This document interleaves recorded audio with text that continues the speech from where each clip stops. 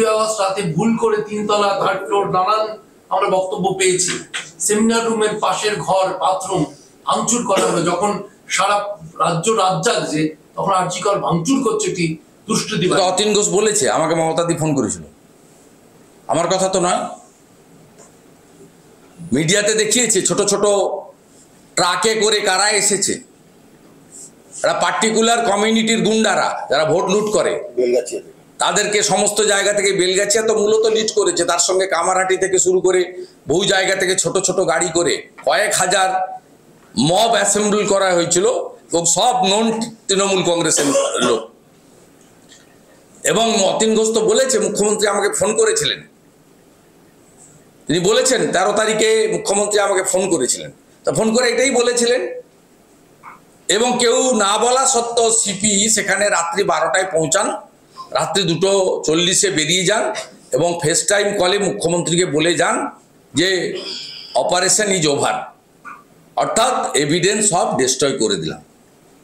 দেবরার বিধায়ক, তৃণমূল বিধায়ক, তিনি কার্তিক মহারাজকে জেলে ঢুকিয়ে দেওয়ার কথা বলছেন, সন্ত্রাসবাদী বলছেন। কোথাও গিয়ে দাঁড়িয়ে মনে হচ্ছে না যে বাংলাদেশের এরকম চিন্ময় প্রভুকে একজন হিন্দু সন্ন্যাসীকে জেলে ঢুকিয়ে দেওয়া হচ্ছে? এখানেও ঠিক একই জিনিসটা সাদৃশ্য দেখা যাচ্ছে না? এটা তো একেবারে বাস্তব। এরা গেরুয়া বসন, গেরুয়া রংকে আক্রমণ করেছে। মেটাল কালার করতে বলেছিল ভারত সরকার হেলথ এইগুলোকে, ইনস্টিটিউশনগুলোকে, সেটা করেনি। ন্যাশনাল রুরাল হেলথ মিশনের গাইডলাইন ভায়োলেট করেছে। মেটাল কালারের সঙ্গে রাজনীতির কি সম্পর্ক? হ্যাঁ, তার সঙ্গে রাজনীতির কি সম্পর্ক আছে? মুখ্যমন্ত্রী শিলিগুড়িতে গেছিলেন, ফিরেছেন বলে দমদম এয়ারপোর্টের গায়ে একটা বাড়ি, 3 তলা, গেরুয়া কালারের বাড়ি, সেখানে সবুজ একটা চাদর ঝুলিয়ে দেওয়া হয়েছিল। আমি টুইট করার পরে পুলিশ গিয়ে খুলেছে। মুখ্যমন্ত্রী বাগডোগরা থেকে ওখানে নামবেন, ওখানে বরুণ নট্ট বলে একটা কাউন্সিলর ওখানকার এয়ারপোর্ট থানার আইসিকে নিয়ে গিয়ে সবুজ একটা কাপড় ঝুলিয়ে দিয়েছিল যাতে মুখ্যমন্ত্রীর চোখে গেরুয়া না লাগে। মুখ্যমন্ত্রী প্রকাশ্যে গেরুয়ার বিরুদ্ধে বলেন, তাই কার্তিক মহারাজের অপরাধ, তার মস্তক মুন্ডিত। কার্তিক মহারাজের অপরাধ, তিনি শাকাহারী। কার্তিক মহারাজের অপরাধ, তিনি গেরুয়া বসন পরে থাকেন।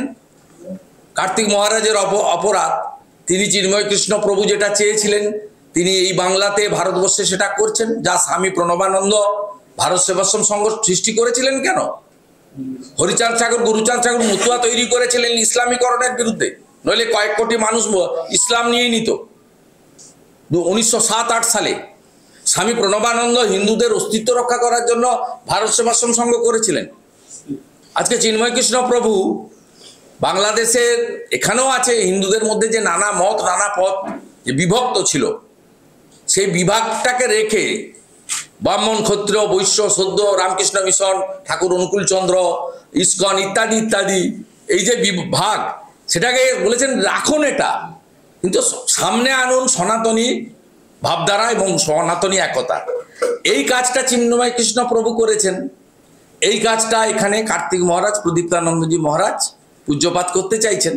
তাই তৃণমূলের চোখে চক্ষুশূল হচ্ছেন। কারণ তৃণমূল 30% মুসলমান ভোট নিয়ে জিততে পারবে না, তাকে 15% হিন্দু ভোট চাই।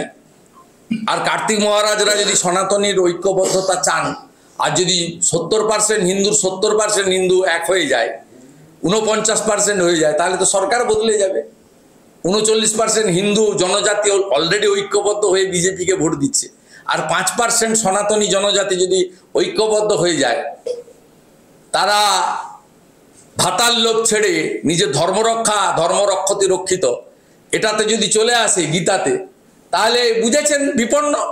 এটা তো চেয়ার দখল করে রাখো, রোহিঙ্গাদের ঢোকাও, ডেমোগ্রাফি বলতে দাও, জনসংখ্যা পাল্টে দাও, হাম দো হামারা 4 হামারা 6, এইসব করে বাংলাকে হাতের বাইরে নিয়ে যাও এবং 50%-এর পরে মুসলিম পার্সোনাল ল বোর্ড, শরিয়া কানুন লাগু করে দাও। তখন বলবে আমরা বাংলা ভারতবর্ষ থেকে আলাদা হয়ে গেলাম। এই চেষ্টা স্বাধীনতার আগেও হয়েছে। সেই কারণেই 1947-এর 20 জুন পশ্চিমবঙ্গ বিধানসভার, তখন নাম ছিল আইনসভা, সেদিন ডক্টর শ্যামাপ্রসাদ মুখার্জির নেতৃত্বে, এবং অস্বীকার করার উপায় নেই, ইতিহাস আমরা অস্বীকার করি না, জ্যোতিবাবুও সমর্থন করেছিলেন, 58 জন হিন্দু আইনসভার এমএলএ সেদিন ভোট দিয়েছিলেন আমরা ভারতে থাকব, আর 21 জন মুসলিম আইনসভার সদস্য ভোট দিয়েছিলেন আমরা তদানীন্তন পাকিস্তান অর্থাৎ পূর্ব পাকিস্তানে থাকবো, আজকের বাংলাদেশ। পরিষ্কার, এই তো আজকে নয়, 47 সাল থেকে যে লড়াই, এই লড়াইতে হুমায়ুন কবির ঠিকই বলছেন যে প্রদীপ্তানন্দ মহারাজ সন্ত্রাসবাদী। তার অপরাধ, তিনি সন্ন্যাসী, গৃহস্থ জীবন ছেড়ে সন্ন্যাস ধর্ম নিয়েছেন। তার অপরাধ তিনি গেরুয়া বসন পড়েন। তার অপরাধ তিনি শাকাহারী, সম্পূর্ণ শাকাহারী। তার অপরাধ তিনি নেশাভান করেন না। তার অপরাধ তিনি বেদ, উপনিষদ, গীতা, রামায়ণ, মহাভারতের কথা উল্লেখ করেন। তার অপরাধ শ্রী চৈতন্যদেব, স্বামী বিবেকানন্দ, প্রণবানন্দের কথা তিনি বলেন। তার অপরাধ তিনি সনাতনীদের ঐক্যবদ্ধ হতে বলেন। 26-এ বিপদ আসন্ন, আপনারা ঐক্যবদ্ধ হন, নইলে আপনারা বিপন্ন হবেন। এই কথাগুলোর জন্য কার্তিক মহারাজ হুমায়ুন কবিরের মতো একজন সাম্প্রদায়িক লোক, ওটা হুমায়ুন কবির 2, ওটা হুমায়ুন কবির 1, যিনি বলেছিলেন আমরা এখানে 70 ভাগ 30 ভাগকে কেটে ভাগীরথীতে পাঠাবো, ওটা হচ্ছে হুমায়ুন কবির 1, এটা হচ্ছে হুমায়ুন কবির 2। তা উনিও অনেক কীর্তি করেছেন, ওনার বিরুদ্ধেও একজন ট্রাইবেল মহিলার অভিযোগ রয়েছে, মমতা ব্যানার্জি তাকে প্রোটেকশন দেয়নি, তার দলের এমএলএ কে প্রোটেকশন দিয়েছে, তখন তিনি মন্ত্রী ছিলেন। তা তিনি কার্তিক মহারাজকে সন্ত্রাসবাদী বলেছেন, মানে বুঝতে হবে যে পূজ্যপাদ মহারাজ সঠিক রাস্তায় আছে।